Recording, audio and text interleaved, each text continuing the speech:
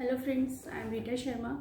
I welcome you all on this IB Research Foundation's page once again. First of all, I would like to say thanks to all of you for watching my previous video that was related to stubble burning. Now in this video, I am going to share some awareness or information regarding antibiotics, and AMR means antimicrobial resistance.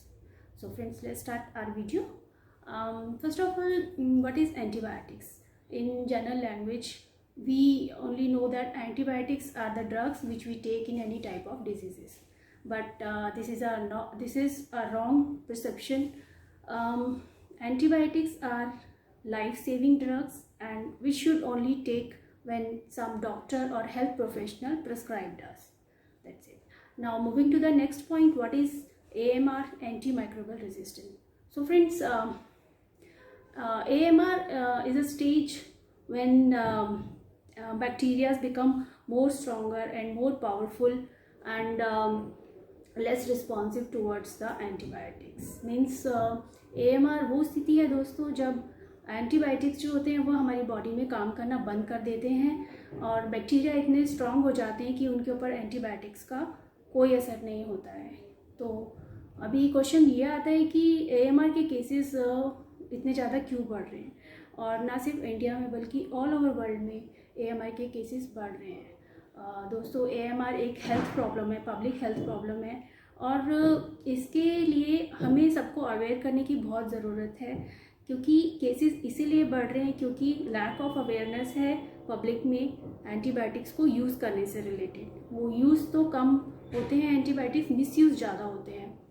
ये India में ही ऐसी practice है कि antibiotics easily available हो जाते हैं। किसी भी मेडिकल शॉप में आप जाएं तो आपको एंटीबायोटिक्स विदाउट डॉक्टर प्रिस्क्रिप्शन के भी मिल जाते हैं। तो इस पॉइंट पे मैं रिक्वेस्ट करना चाहूँगी अपने सारे जितने भी मेडिकल स्टोर में लोग होते हैं, जो हमारे केमिस्ट शॉपकीपर्स हैं, वो किसी भी पेशेंट को बिना डॉक्टर के प्रिस्क्रिप्शन के कोई भी एंटीबायोटिक्स ना रिकमेंड करे और ना ही दे।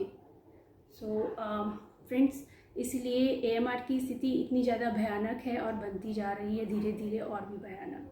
तो जनरल वे में हम क्या करते हैं, जैसे ही वेदर चेंज होता है, सर्दी जुकाम नॉर्मल है, हर किसी को वायरल इन्फेक्शन हो जाता है इजीली, तो लोग क्या करते हैं कि उसमें एंटीबायोटिक्स ले लेते हैं, जो कि सही प्रैक्टिस नहीं है। छोटी छोटी बीमारी में, छोटे छोटे वायरल इन्फेक्शन में एंटीबायोटिक्स नहीं लेने चाहिए, और बहुत ही स्ट्रांगली लोगों को भी ये बताना चाहिए कि आप बिना किसी डॉक्टर के प्रिस्क्रिप्शन के एंटीबायोटिक्स ना लें, ठीक है। और दूसरा क्या होता है कि एंटीबायोटिक्स किसी के साथ बचे हुए एंटीबायोटिक्स से, अच्छा ठीक है हमें ये बीमारी थी, आपको भी ये हुई है, चलिए आप ये ले लीजिए, तो ये प्रैक्टिस गलत है। बचे हुए एंटीबायोटिक्स किसी के साथ शेयर नहीं करने चाहिए। कॉमन कोल्ड और कफ, ये बीमारियाँ कॉमन हैं, सोर थ्रोट की प्रॉब्लम, वायरल इन्फेक्शन जब वेदर चेंज होता है तो होता है, तो उसमें आपको हर्ब्स यूज़ करने चाहिए। हमारे हर्ब्स हमारी धरोहर, हमारे नानी दादी सबको उसका ज्ञान है कि कौन सा हर्ब किस काम आता है। तुलसी है, काली मिर्च है और लौंग है, ये सब वो हर्ब्स हैं जो हम सर्दी जुकाम में ले सकते हैं, और इससे हमारा इम्यून स्ट्रॉन्ग होता है, वीक नहीं होता है। हमें 2-3 दिन में ही, 1-2 दिन में ही सर्दी जुकाम से राहत मिल जाती है अगर हम हर्ब्स लें। लेकिन अगर हम एंटीबायोटिक्स लेते हैं तो उससे हमारी सर्दी जुकाम पर तो कोई राहत नहीं मिलती है, बल्कि वो 2-3 दिन जो प्रॉब्लम होना है वो होना ही होना है। लेकिन हमारा जो बॉडी है वो एंटीबायोटिक्स से रेजिस्टेंस हो जाती है, धीरे धीरे हम एंटीबायोटिक्स से बॉडी इतनी रेजिस्टेंस हो जाती है कि उनके ऊपर उनका असर होना बंद हो जाता है। तो उस केस के लिए आपको हर्ब्स यूज़ करने चाहिए। छोटी मोटी बीमारी के लिए काढ़ा वाड़ा जैसे दादी नानी बताती हैं वो यूज़ करना चाहिए। सर्दी जुकाम में एंटीबायोटिक्स किसी के कहने पर, किसी एडवर्टाइजमेंट के कहने पर कि आप ये ले लीजिए, आप वो लीजिए, नहीं लेना चाहिए। डॉक्टर से आप पूछिए, डॉक्टर आपको प्रिस्क्राइब करेंगे। दूसरा, डॉक्टर अगर आपको किसी बीमारी में 3 दिन या 5 दिन के एंटीबायोटिक्स देते हैं तो आपको वो कोर्स कंप्लीट करना चाहिए। ये नहीं सोचना चाहिए कि अब हम ठीक हो गए हैं और एंटीबायोटिक्स का पूरा कोर्स करने की कोई ज़रूरत नहीं है। एंटीबायोटिक्स जितने दिन के लिए प्रिस्क्राइब किए जाते हैं, एटलीस्ट उतने दिन के लिए आपको वो लेने चाहिए। तो ये मेरा छोटा सा एक अवेयरनेस क्रिएट करने के लिए वीडियो था। दूसरा एक चीज़ और मैं आपको बताना भूल गई, एंटीबायोटिक्स अभी हम डायरेक्टली तो अपनी मर्जी से ले ही रहे हैं, इनडायरेक्टली वो भी हमारी बॉडी में जा रहे हैं। ये शायद सबको नहीं पता होगा कि कोई भी एग्रीकल्चर प्रोड्यूस है या कोई फूड आइटम है लाइक मटन, चिकन, इन सब की जब ग्रोथ होती है तो उनको भी ग्रोथ प्रमोटर के रूप में एंटीबायोटिक्स दिए जाते हैं, तो वो भी इनडायरेक्टली हमारे फूड में कंज्यूम होकर हमारी बॉडी में जाते हैं और उनका दुष्प्रभाव हमारी बॉडी में पड़ता है।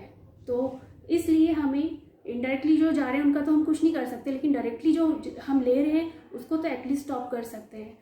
तो this is my request to all of you, please don't take any antibiotics without taking any prescription from your doctors.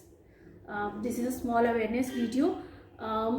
Please ARF की इस पेज पे बने रहिए, मैं आपको और भी इंटरेस्टिंग और अवेयरनेस से रिलेटेड वीडियोस पोस्ट करती रहूँगी। Thank you so much for watching me. Thank you.